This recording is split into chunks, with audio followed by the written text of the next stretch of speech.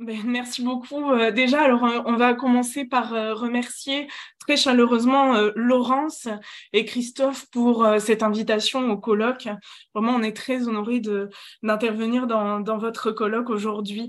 Alors, comme je vous l'ai dit, je vais co-présenter avec Félicité Arindo aujourd'hui, qui est doctorante à l'université de Gaoundéré au Cameroun. Et je suis moi-même attachée de recherche en génomique forestière à l'université Laval. Donc, on a deux co-autrices, Elisabeth Arsenault et Valentina Donati, qui sont de l'Université Laval aussi. Et on souhaite donc présenter aujourd'hui le projet Yanaï, donc qui met en valeur les savoirs endogènes et locaux, et qui se mettent au service de l'adaptation au changement climatique. C'est très important pour nous de vous préciser que ce projet Yanaï a été initié par la professeure Florence Piron de l'Université Laval, qui était donc anthropologue. Donc Yanaï a débuté fin 2019 et malheureusement Florence est partie en 2011 et donc c'est aussi en son hommage qu'on fait aujourd'hui cette présentation et puis qu'on met en valeur le fruit de ses recherches. Voilà, c'était très important pour nous de vous le préciser. Donc, un petit peu de contexte tout d'abord.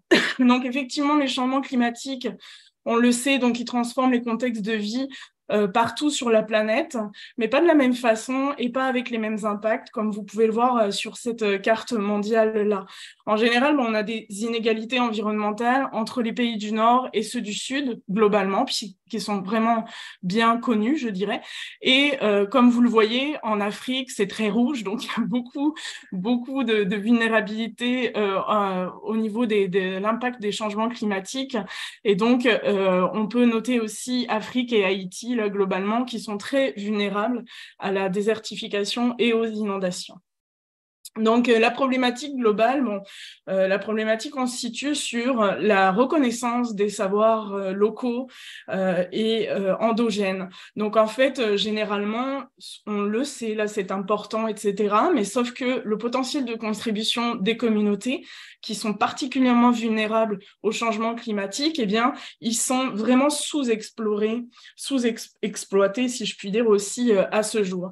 Et en plus de ça, ils sont rarement pris en compte comme point de départ dans la réflexion ou dans l'élaboration de nouvelles solutions là pour soit atténuer ou soit tenter de s'adapter au changement climatique.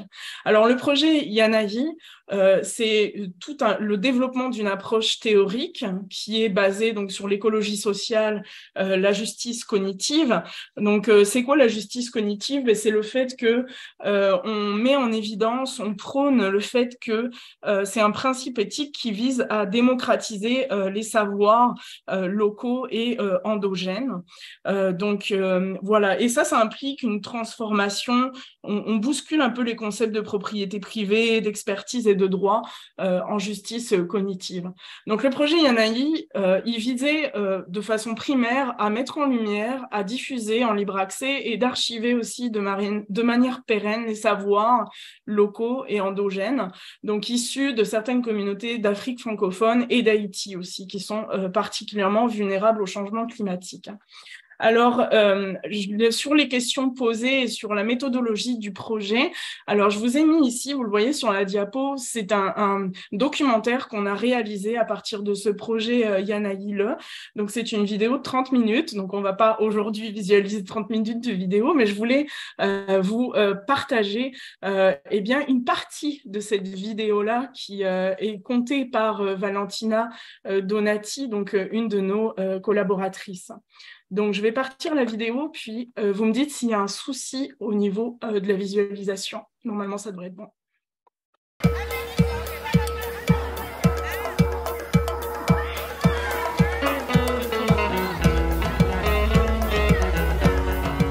Comment les populations africaines et haïtiennes vivent-elles les impacts des changements climatiques? Comment identifient-elles et expliquent-elles ces changements? Qu'ont-elles fait pour y résister, pour l'atténuer ou pour s'y adapter? Se situant dans l'approche théorique de l'écologie sociale et de la justice cognitive, le projet Yanaï vise à mettre en lumière, à diffuser en libre accès et à archiver de manière pérenne les savoirs et les actions posées par des communautés d'Afrique et d'Haïti face au changement climatique. Il a été initié par Mme Florence Piron, professeur au département des communications à l'Université Laval et anthropologue de formation. C'est en son hommage que cette vidéo de mise en valeur du projet Yanaï a été créée. Les méthodes qualitatives, notamment les entretiens de récits de vie, semblent bien plus pertinentes que les méthodes quantitatives pour capter les savoirs locaux relatifs au changement climatique. Ainsi, il a semblé que la valorisation des savoirs locaux peut contribuer à mieux saisir la complexité entourant les changements climatiques et à proposer une alternative aux savoirs hégémoniques. Pour accroître la valeur et la pertinence de ces savoirs locaux, l'équipe du projet Yanaï a décidé de recueillir des récits dans lesquels les savoirs sont intégrés et contextualisés. Ces récits en langue locale proviennent d'hommes et de femmes âgés, gardiens et gardiennes de la mémoire collective, qui ont pu observer les effets du changement climatique sur leur communauté à long terme. De plus, pour répondre à l'urgence de l'ODD 13, le projet s'est appuyé sur une méthodologie originale inspirée de la citizen science, mais adaptée aux sciences sociales qualitatives et à la recherche-action. Grâce à la technologie numérique EpiCollect 5, cette méthodologie a permis de collecter simultanément dans 10 territoires ruraux différents au sein de 8 pays, plus de 474 récits de savoirs locaux sur les changements climatiques et sur les stratégies de résilience des populations. Les récits sont composés de 6 parties distinctes. Les collecteurs et collectrices des récits ont été près d'une centaine d'étudiants en sciences sociales et humaines. Ils ont pu être formés par apprentissage expérientiel au travail de terrain, en plus de contribuer à la recherche-action et au développement local durable de leur territoire. Alors voici pour un petit peu la méthodologie de ce projet-là que je voulais vous partager aujourd'hui. Donc, vous voyez, c'était un projet très complet, puisqu'il a surtout dans l'ampleur des étudiants, une centaine d'étudiants ont été impliqués, donc c'est un projet magnifique, vraiment, et puis très challengeant là, à plusieurs égards au niveau technologique, etc. Donc il faut quand même le souligner. Alors pour je voulais revenir un petit peu en détail sur la structure des récits, puisque c'est vraiment le cadre, c'est la substantifique moelle de ce projet-là, hein, d'avoir recueilli 478 récits des aînés, donc dans 10 pays différents. Donc ces récits-là, ils ont été subdivisés en 6 parties. Donc la première partie, comme vous le voyez ici, donc pour une pêcheuse vivant au Sénégal. Donc on débutait les récits suivant les récits relatifs à la vie de la personne interviewée. Dans une seconde partie, c'était vraiment associé aux observations, liées au changement climatique dans sa localité. Ensuite, la troisième partie, c'était d'écrire finalement les conséquences de ces changements sur sa vie. Donc ça impacte, comment dire, c'était d'écrire les impacts négatifs, mais à différents niveaux. Donc sur eux-mêmes, sur leur famille, ça pouvait aussi impacter comment ils sont impactés, leurs villages sont impactés, dans leur vie quotidienne aussi, l'impact sur leurs revenus, la santé, l'éducation des enfants, des petits-enfants, etc. Donc c'était vraiment très très large. Ensuite, en quatrième partie, eh bien, c'était un récit de résilience. Comment ils ont été capables éventuellement de s'adapter, ces personnes-là, face aux défis auxquels ils étaient confrontés. Et ensuite, en cinquième partie, eh bien, on les interviewait en leur demandant quelles recommandations tu pourrais donner. Alors, c'était soit pour eux-mêmes, pour leur localité, mais aussi on leur faisait réfléchir sur un petit peu plus large et puis sur une vision un peu plus large. Et puis comment aussi, s'ils proposaient des solutions, comment on pouvait éventuellement les aider pour diminuer les impacts négatifs du changement climatique. Et ensuite, en sixième partie, eh bien, c'était si ils désiraient envoyer un message à l'Afrique, donc là, un petit peu plus large au niveau de la portée de leurs récits. Donc, alors avec 478 récits récoltés dans des environnements, vous le voyez, très différents, donc côtiers, désertiques, montagneux, on peut citer forestiers, pastoraux.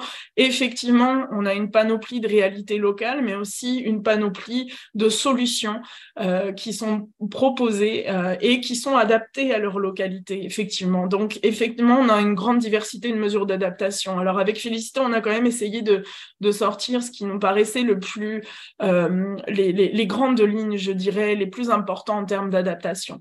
Donc, la première chose, c'est la transformation du poisson en produit salé, séché et fermenté pour la vente. Ensuite, c'est la mise sur pied de certains mouvements coopératifs locaux. C'est aussi le changement de semences à cycle beaucoup plus court là, pour subvenir au manque de récolte. La modification, bien entendu, du calendrier agricole pour un petit peu atténuer les effets de ces changements climatiques-là. Et enfin, la diversification des activités économiques et de substances. Alors, je voulais aussi vous parler des accomplissements de ce projet-là, puisqu'il est en principe terminé, mais vous allez le voir, on le continue avec un nouveau projet collectif, notamment en collaboration avec Félicité. Donc, le premier accomplissement, c'est la valorisation des savoirs endogènes, des savoirs locaux.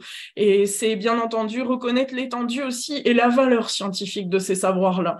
Donc, ça passe évidemment par la mise en place de la base de données ouverte à tous. Là. Donc, on a mis l'ensemble du contenu des récits dans une base de données via EpiCollect 5. Et aussi, il faut absolument le rappeler, c'est le développement d'une approche collaborative et participative, donc dans le cas de ce projet-là. Mais aussi, il faut, dans le futur, vraiment développer, ne pas hésiter à développer ce type d'approche. Ça va être essentiel pour le futur. Donc, et intégrer vraiment les savoirs locaux là, dans la coproduction des solutions d'adaptation face au changement climatique. Et enfin, je voulais vous montrer un petit peu quelles sont les perspectives, donc quels ont été, je dirais, les résultats du projet Yanayi en tant que tel, avec la base de données, puis aussi quelques perspectives. Donc, on va visualiser ça tout de suite. Le projet de recherche-action Yanayi, en s'inscrivant dans le cadre de l'ODD 13, a permis de construire une base panafricaine de données ouvertes sur les savoirs locaux relatifs au changement climatique. Les savoirs collectés en langue locale et en français sont actuellement en phase de préparation pour la diffusion. Ils permettront de générer des données de recherche utiles à la lutte contre les changements climatiques. L'accessibilité de ces données sera aussi un atout pour des stratégies locales de sensibilisation et de formation à la résilience climatique. Nous espérons finalement que les étudiants qui ont participé au projet deviendront les prochains acteurs de changement de leur territoire et défenseurs des savoirs locaux pour mieux résister ou s'adapter au changement climatique. Nous invitons tous ceux qui le souhaitent à consulter la base de données du projet Yanayi en allant sur la page Wikiscience du projet. De plus, associé au projet Yanayi, un dictionnaire panafricain plurilingue et pluriversel sur les changements climatiques est en cours de rédaction. Ces entrées constitueront la base des savoirs nécessaires aux étudiants et étudiantes qui recueillent les récits. 3 autres projets suivront. Un projet de caravane d'une exposition itinérante sur la valorisation des savoirs endogènes et des pratiques locales en matière d'adaptation au changement climatique. L'organisation d'un colloque international de restitution des résultats du projet, suivi de la publication collective d'un numéro spécial en l'honneur de Florence Piron dans la revue Nage du Grenier des Savoirs. Et enfin, la poursuite de la vulgarisation des résultats dans les communautés rurales à travers des ateliers paysans et des émissions sur radio rurale ou radio communautaire.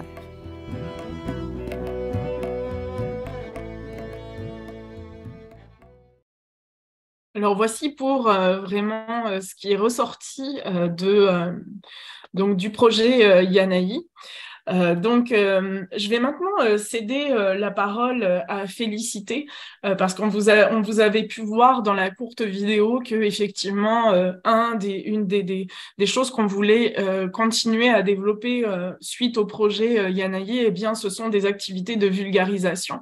Et donc ce que j'ai peut-être pas nommé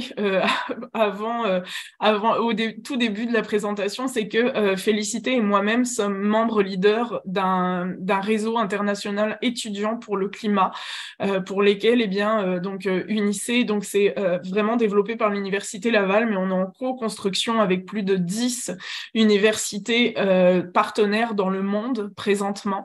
Et donc, en fait, cette organisation aide financièrement à ce que certains projets collectifs soient mis en œuvre. Donc, c'est ce que Félicité va maintenant vous présenter. Voilà.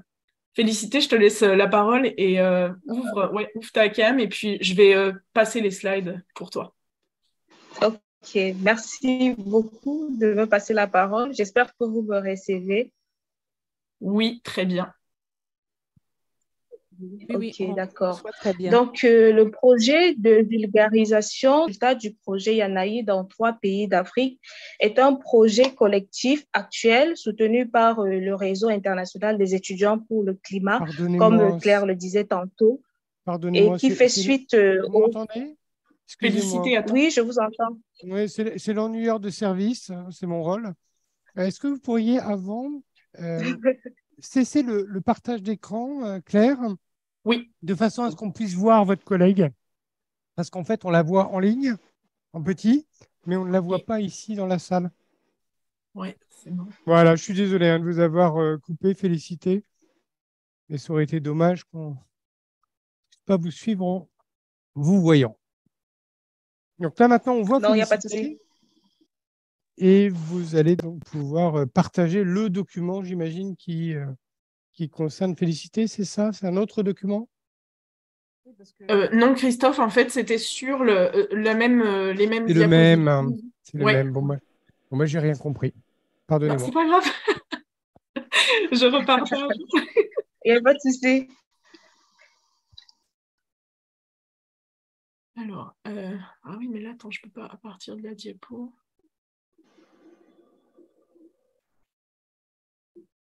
Ok, 2 petites secondes, mon ordi veut pas.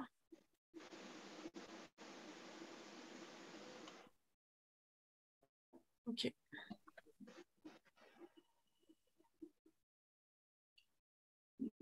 C'est bon, Ok, félicité. merci Je pense qu'il peut Claire. y aller. Ok, Ouais. merci.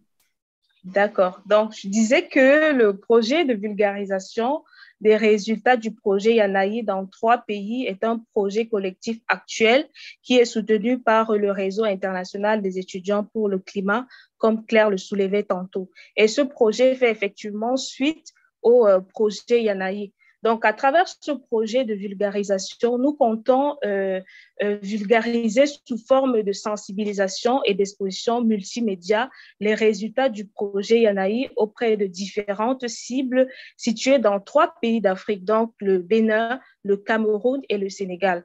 Donc, nous comptons à travers ce projet donner l'opportunité à différentes populations d'identifier les opportunités d'adaptation qui correspondent à leurs besoins et leurs aspirations en tant que communautés vulnérables au changement climatique, ce qui contribuera à accroître efficacement leur résilience au changement climatique. Diapo, Claire. Donc, les objectifs de notre projet sont de valoriser les savoirs des paysans africains et haïtiens auprès des populations, sensibiliser les populations au changement climatique, à la diversité des climats, des langues, des cultures et des paysages d'Afrique et d'Haïti. Également, nous voulons participer à l'avancement des connaissances en matière de changement climatique et de résilience de 600 personnes dans 3 pays d'Afrique et restituer aussi aux populations les savoirs endogènes exprimés dans leur langue et découvertes par des populations d'autres contextes. Diapo. Ici, je vais vous inviter à visualiser en quelques minutes la vidéo de notre projet collectif précédent et je tiens à vous préciser que nous sommes dans la même mouvance, dans le même état d'esprit pour ce projet actuel. Et nos ateliers de vulgarisation du projet Yanaï sont prévus pour le 20 mai 2023. Donc, c'est en quelques secondes, je vous laisse le temps de visualiser cette petite vidéo. Merci.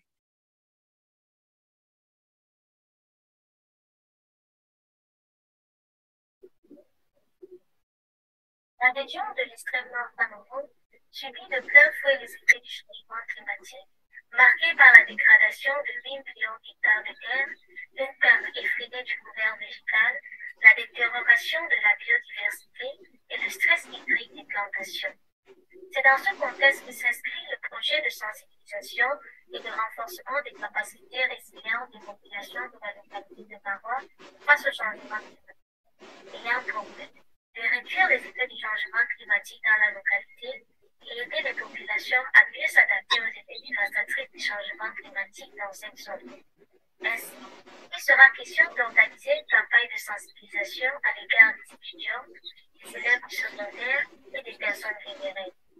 Former la population d'action locale sur les stratégies résilientes face au changement climatique et organiser le reboisement dans 2 établissements primaires de la localité et pourvu de toute végétation. Toutes ces actions seront possibles grâce au soutien du réseau international des étudiants pour le climat, le réseau IEC. L'équipe de mise en œuvre du projet sera constituée de 5 membres du réseau IEC, dont Félicité Arido, Dida Lotzi, Ange Tala, Alif Baïbala, Tama Bruno Arido et bien d'autres collaborateurs. Donc, merci Claire. Merci Félicité. Est-ce que j'ai mon micro là? Vous m'entendez? Oui. On t'entend très bien. Good. Merci. Ok. Suite de la diapo. Vas-y, oui. Donc, nous comptons donc réaliser nos expositions auprès de 600 personnes, comme on le disait tantôt, donc 200 au Cameroun, 200 au Bénin et 200 au Sénégal.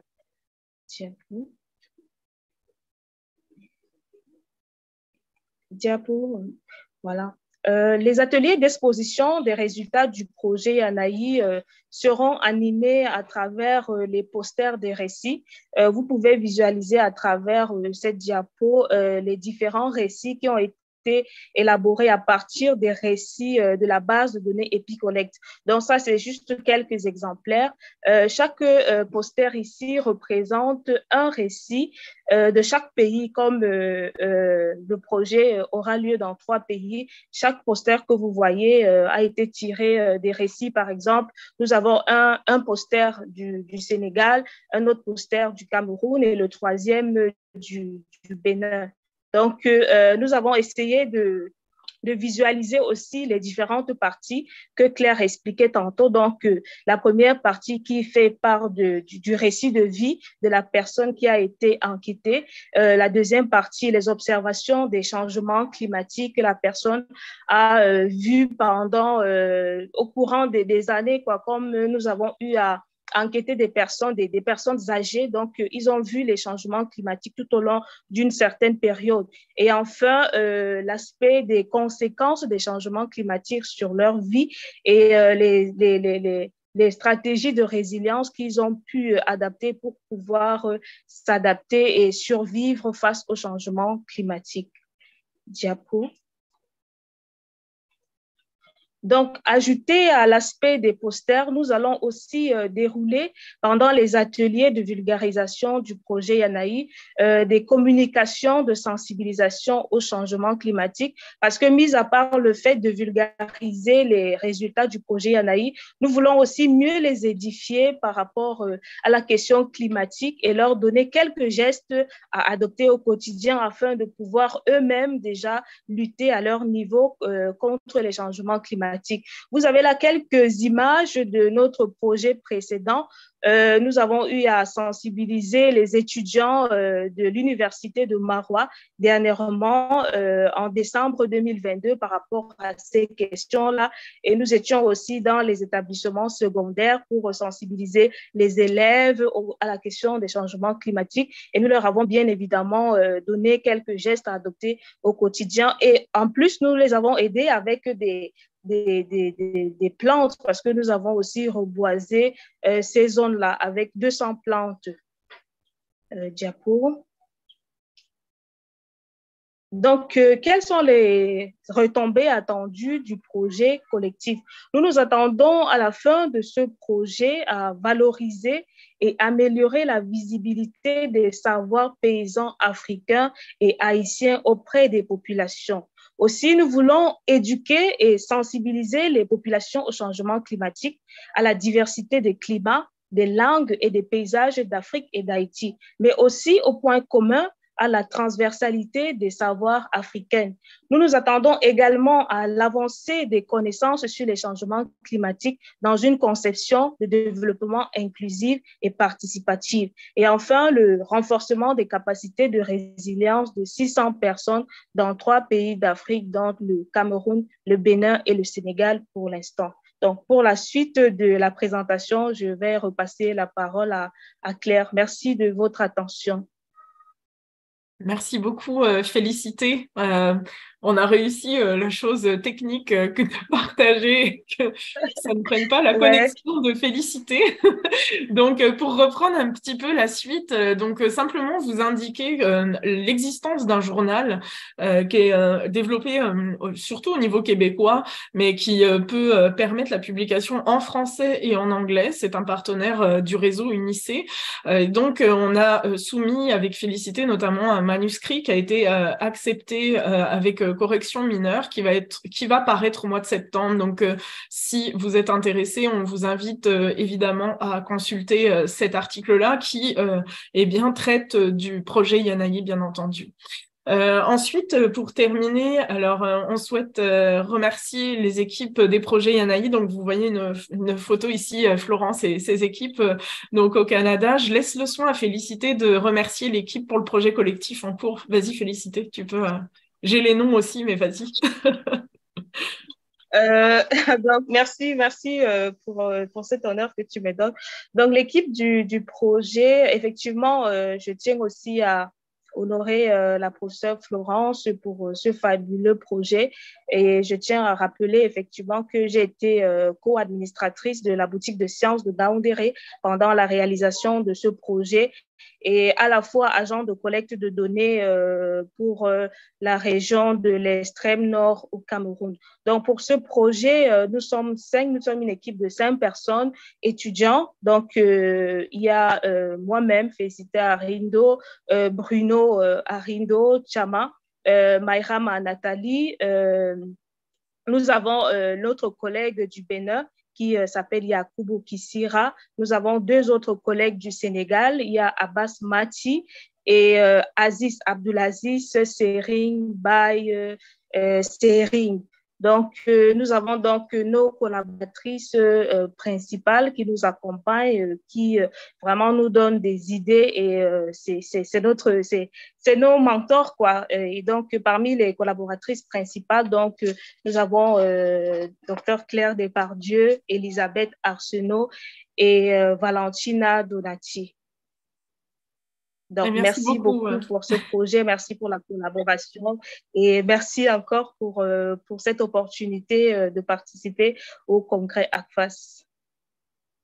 Merci beaucoup, Félicité. Je voudrais juste terminer pour vous indiquer que si vous avez des questions, j'ai mis nos 2 courriels et on vous remercie énormément pour votre attention aujourd'hui.